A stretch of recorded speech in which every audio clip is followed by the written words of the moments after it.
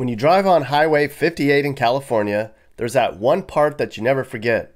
You're in the area where it's all desert and mountains, and you come over a grade and transition to the Central Valley. Now, for more than 400 miles, is a wide, flat valley, home to more agriculture than any other state.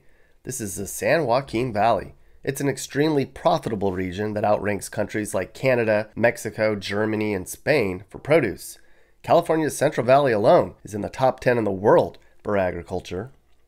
But there's a struggle going on here as well. Many of the larger communities here are very poor and dangerous, and some of the smaller communities are home to some of the worst poverty in the nation, and you probably knew nothing about it. We're going to take a journey through some of the cities here in the Central Valley and talk about the struggles happening on the personal level and the macro level. We're going to begin here in Bakersfield at the far southern end of California's Central Valley. Now, downtown Bakersfield isn't that bad. It's not run down, and based on how affordable it is, it's pleasant enough in this part of town. Home prices here are 3 times cheaper than they are in Los Angeles, and people actually drive the 90 minutes each way into downtown LA. But head up to Oildale, a small community of 30,000 people just north of Bakersfield, and it's a different story. Here, nearly 1 in 3 kids lives in poverty. It's fairly dangerous and run down, and there's a lot of drug use and homelessness, despite the fact that homes here are only $160,000. That's some of the cheapest housing stock you'll find in the nation. Residents describe Oildale folks as angry and on drugs. A lot of the homes and cars get broken into. It's not a very pleasant looking place. But drive an hour north and head on up to Visalia, and it's not that bad at all. In fact, Visalia might be a bright spot among the major Central Valley cities. Here's what downtown Visalia looks like. This is Main Street, which is lined with mom and pops and restaurants and shopping. A poll was taken not too long ago, and they asked people in more than 200 communities across the country how happy they are. Visalia scored the highest of all, where 83% of residents say they get positive energy from family and friends. It has a very small town family vibe. In case you're wondering, homes here are currently about $330,000. But go up the road about 45 minutes north on Highway 99, and it's pretty bleak. This is Fresno, California, where things are certainly not happy and friendly. Fresno is one of the most dangerous places you can live in California, and it's been plagued with lots of homelessness and drug use too. There's 500,000 people here in Fresno, and I found the place to be dark and seedy at night, and downtown is basically a ghost town after dark. The energy here is negative, and it's very strong, but it's cheap, which makes it a draw for people fleeing the Bay Area. Home prices are similar to those in Visalia, about $335,000. But 30% of Fresno residents live in poverty, and that's super high. Recent job losses due to drought certainly doesn't help matters either. Here's one of the many homeless communities I found in Fresno. It's estimated there's 4,000 people in Fresno who don't have a house to live in, and that number's going up all the time.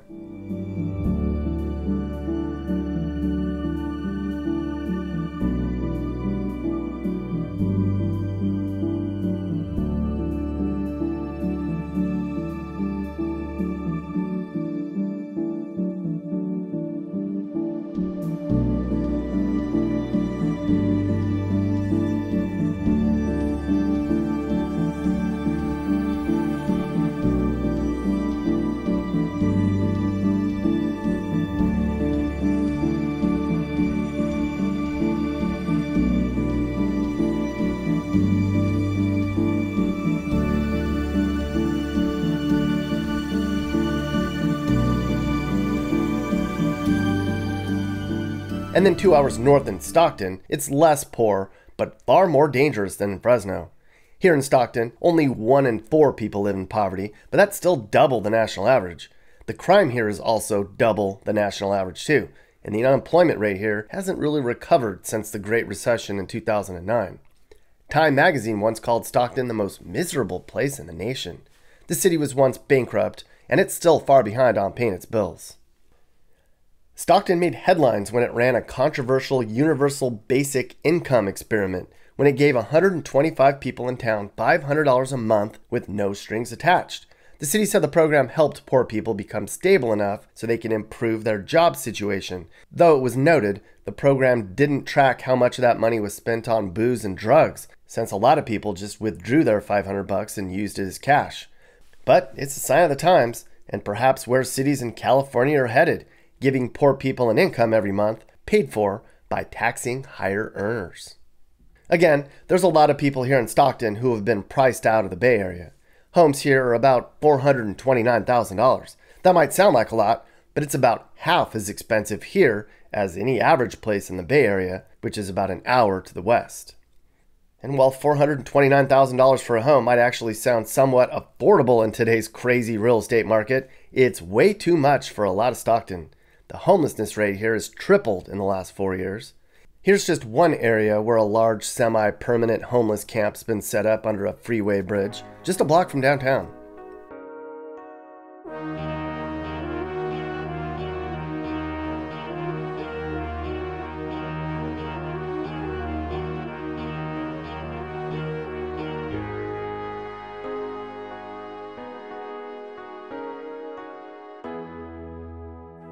Down the road, about a mile outside of town, are other large homeless camps where people just plop down and create their own communities.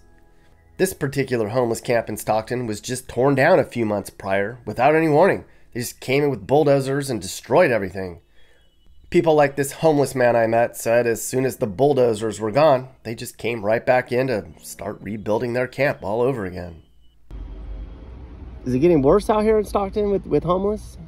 It's getting worse everywhere, man, but I think it's more easier to be homeless than it is anything, because people just all sleep wherever, but some of us won't sleep at the park or in the sidewalk somewhere and all that, you know what I mean? We have too much pride or whatever. You walk around all night, go into a broken abandoned house or something and try to do it that way, but turn to squatting or something. But here it's easier. They let you set up a tent. The city don't mind as long as you cooperate with them.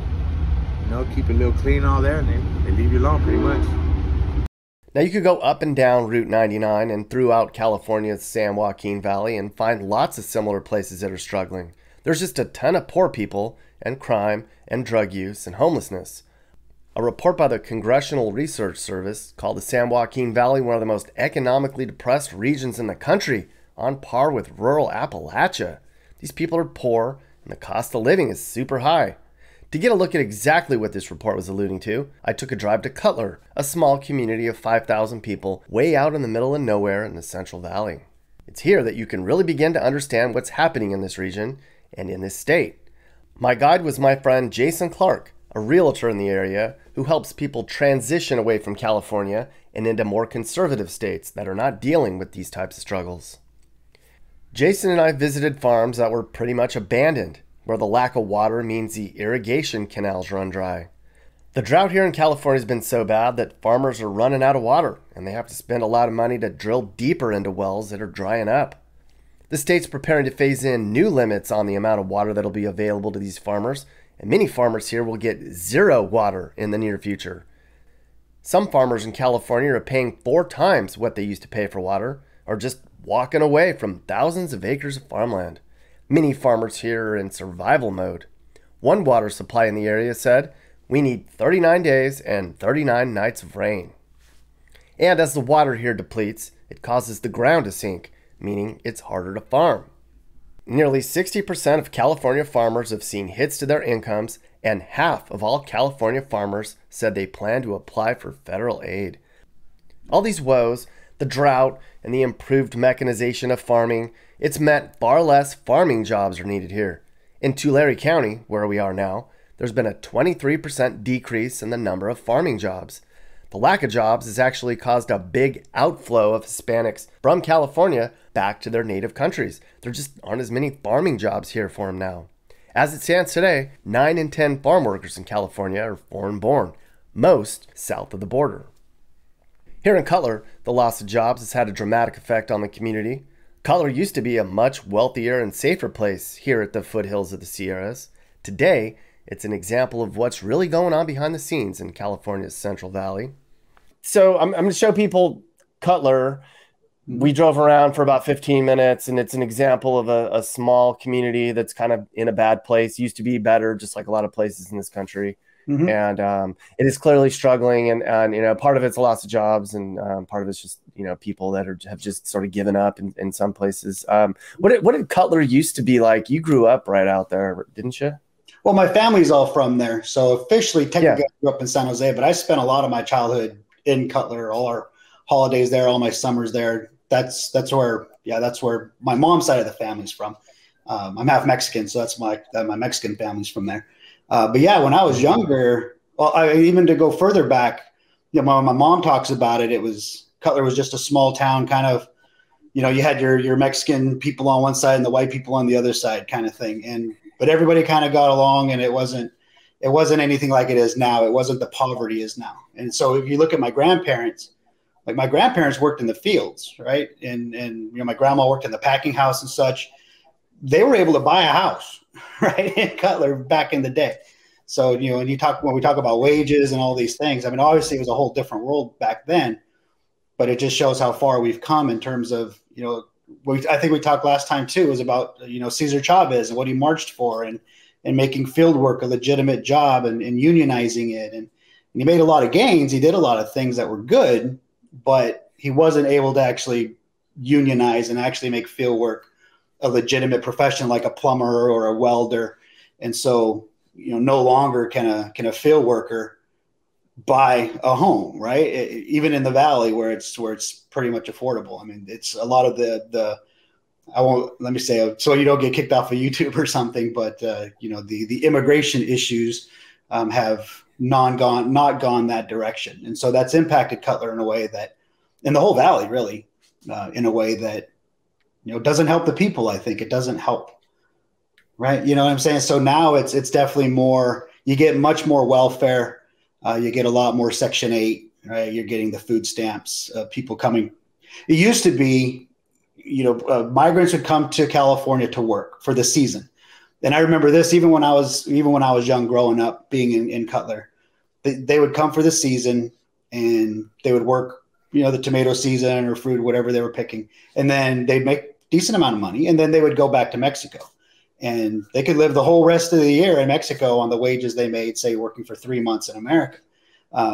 Then they stopped going back, right? When California politicians started pushing for getting them driver's licenses and getting these things, getting them a little bit more ingrained. And I won't go into the whole politics of why they were getting them driver's license. It's, you know, obviously for votes, right? But then they stopped going back, and the promises were, you don't have to go back, right? We have, you know, the social safety net to keep you, keep you here, so you don't have to go back. And that's been detrimental, I think, in a lot of ways to the people who, like I said, they come here for a dream and a goal, and then they end up getting caught.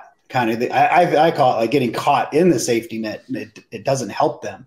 It actually prevents them from getting out. And that's what you saw in Cutler.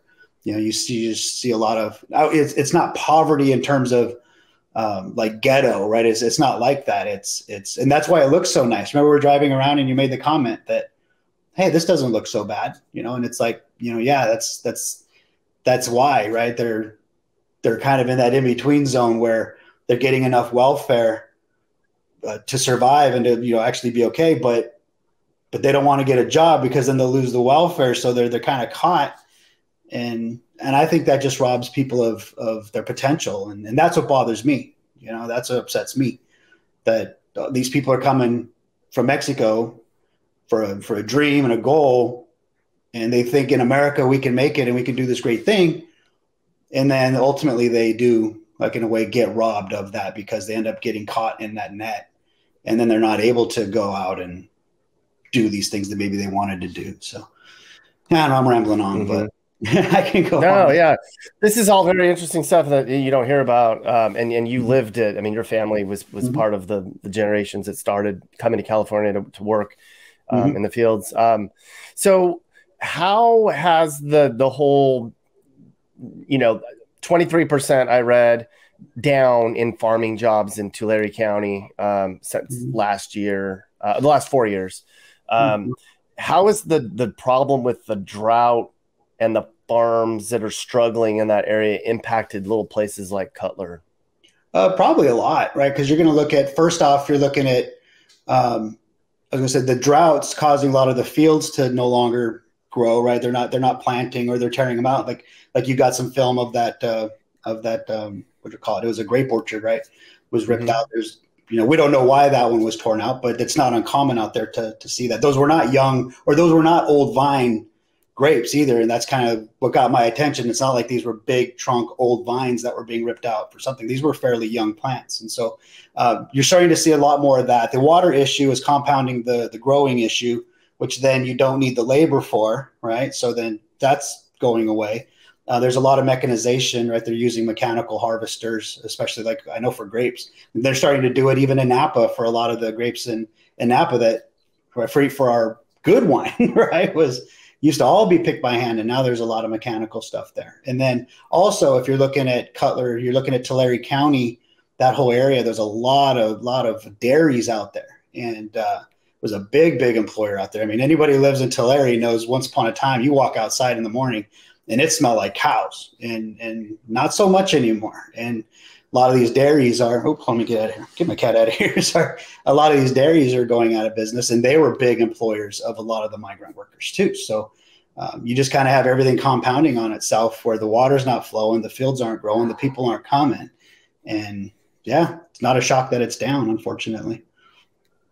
Mm-hmm. So is it fair to assume then that the folks living in places like Cutler that are down on their luck because of a loss of jobs in the industry that they came there for are going to continue to live off of the government's assistance indefinitely because they don't really have any other options? Yeah, pretty much. Yeah, there's no time limit on the Section 8, which covers the majority of rent. There's no time limit on welfare. Welfare has really become generational now in California. So there's nothing that says that your kids can't get it. So you have multi-generations of welfare recipients living in the same home. And it's just, like I said, to me, that's the crime. That's the criminal nature of what I believe our government has done to these people, because that's robbed them of their potential. Because now maybe they could go out and create this business and do this great thing and have the potential to do something so amazing. But it's like, well, I don't want to do it because, well, then I'm going to lose my welfare. I'm going to lose the Section 8. And so it's like the gilded cage, right? It's the gilded cage of, man, it's sure like to fly, but hey, it's a nice cage. And yeah, so yeah, you get that a lot. You get a lot of generational welfare. And again, like I said, I wouldn't even call it poverty, even though technically I think statistically are going to show that they're below the poverty line. Because the government welfare is only so much. But if your Section 8 covers all your rent and your utilities and everything, well, you can make $20,000 a year in welfare benefits and be okay and do all right, right? And so you could probably make a car payment on that. So yeah, that's what you're seeing a lot there. You don't see a lot of the families. I'll say, like when I was growing up, a lot of the families that were there, right? Not only my family, but just the families of Cutler, the people that were there, that had their kids there. Well, their kids have all moved out now, right? Because there's nothing there for them, and so now you're no longer getting. How do I say it's the people that are moving in are the people that are from Mexico, the workers, and so now I was actually talking to my mom about this, and we we're just talking about some of the families that are still in Cutler, and there's not very many from the old time, right? It's just a lot of people we don't know anymore, and they all stay inside their house, and so it's just different now. How do these little communities like Cutler and even the larger communities like Stockton and Fresno that are just down on their luck, how do we fix this problem? Is there a solution beyond people motivating themselves to better their lives? I don't know. It's like, I don't know. I don't think there's anything that's really going to fix it, right? I mean, we're getting to a point, especially in California, where we have, what do we say? We used to call it the limousine liberal, right? The wealthy limousine liberal, and then started calling it the Lululemon liberal, right? The left, the kind of a little more affluent. They've got money, they're living pretty good, and then you have like what you see in Cutler, right? You're going to have that kind of how do I say? I don't want to say like they're just living below the poverty line. I'm trying to be politically correct here, right? These are real people. You have to these days. Yeah, but you're again, like we talk about, that's where the squeeze of the middle class is coming from. It's where the people in the middle are the ones that are leaving California. It's why we have so many people leaving the state. And so, yeah, I just don't see anything fixing it, because traditionally the people, this is just my own little theory, right? I don't know. I don't want to get myself in trouble here, but traditionally the middle class were that's where a lot of your votes came from, right? They were the voters, they were the blue collar workers, the people who were out there getting it done. Well, they're leaving. So now you've got this very affluent 1%, the higher echelon of people in California who are traditionally now, or not traditionally, but now have become very, very far left leaning.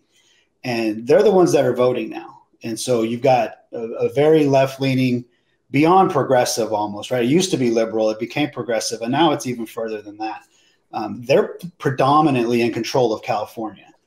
You've got the middle class that's leaving, so their votes kind of shrunk. And then you've got, I'm not going to call it the lower class. They're not lower class people, but they're the working class now.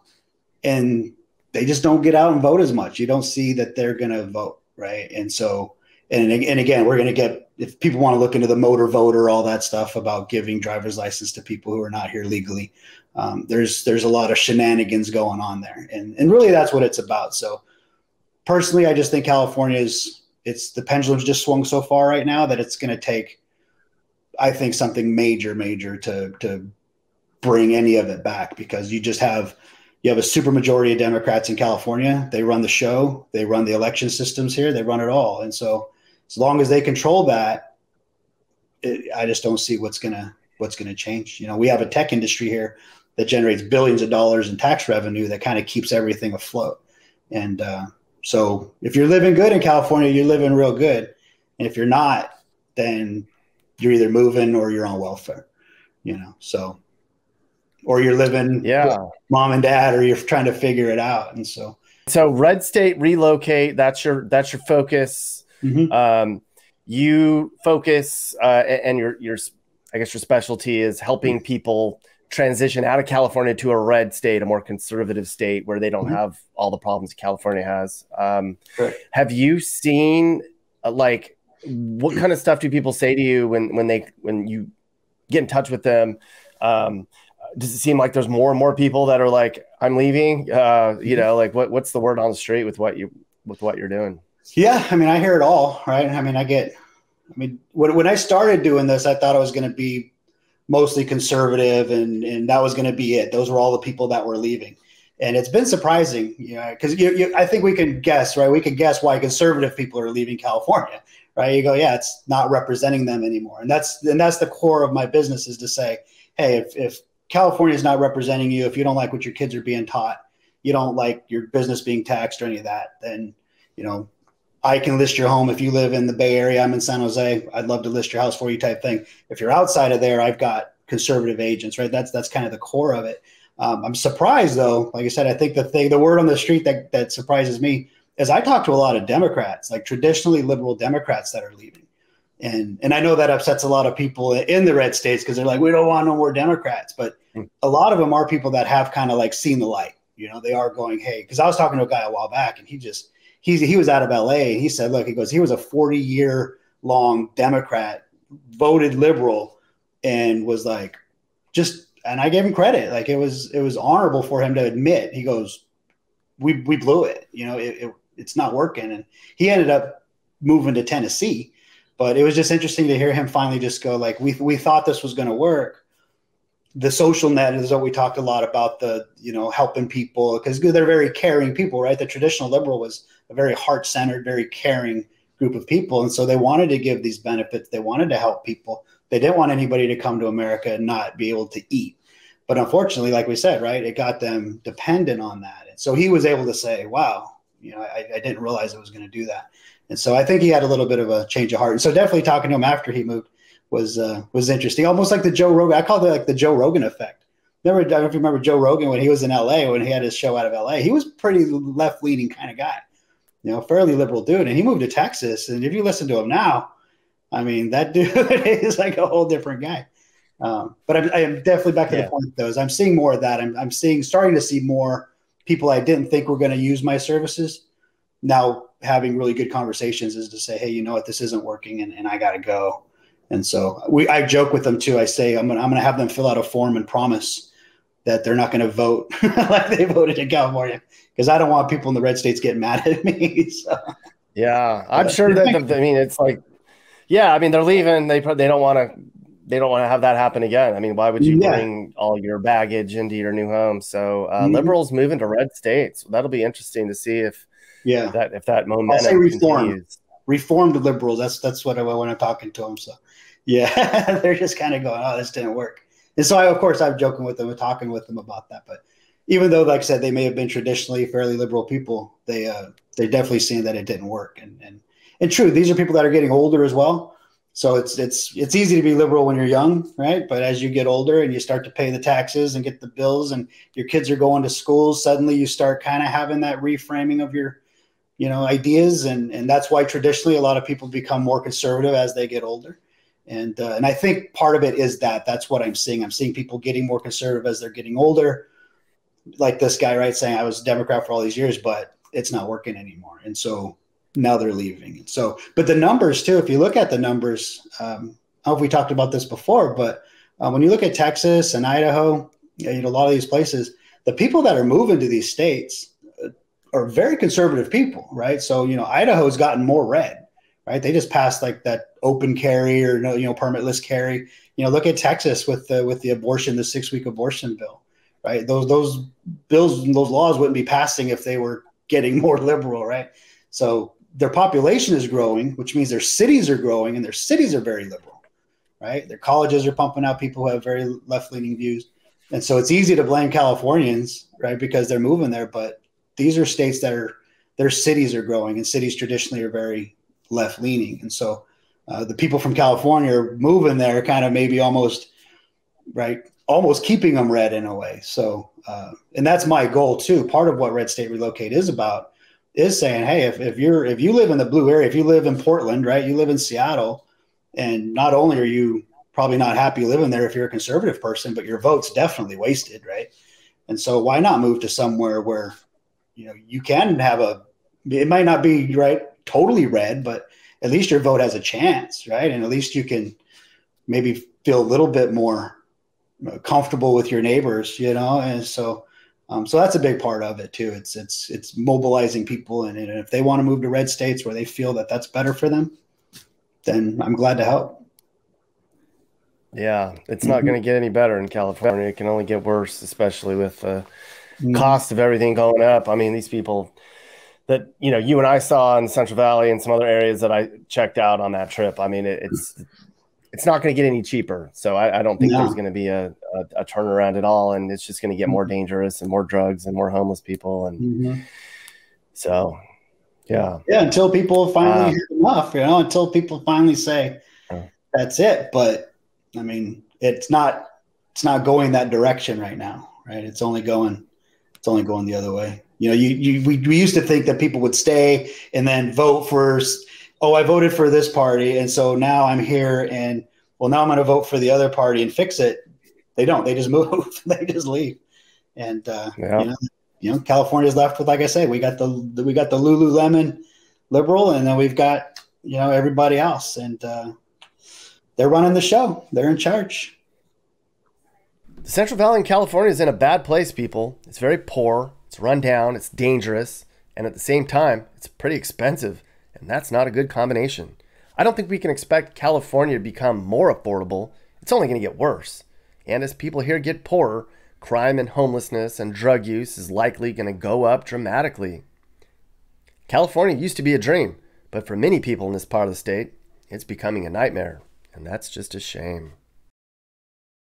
Hey guys, so if anything I just talked about upset you or made you sad or mad, well then do something about it. Call your local leaders and demand change. Chip in and help those in need. Make your community better, because communities don't get better without hard work and determination. America's a great place. It just needs some more love and pride. This is Sage, Nick's manager. This has been a Corner House Entertainment production. And are you looking to move and need advice? I do consulting. That's right. I'll sit down and talk about where the next perfect place for you and your family should be. I do it all the time. Together, let's find you a new home that's safe and checks all your boxes. You can get my email in the description to find out how I can help you find your perfect relocation.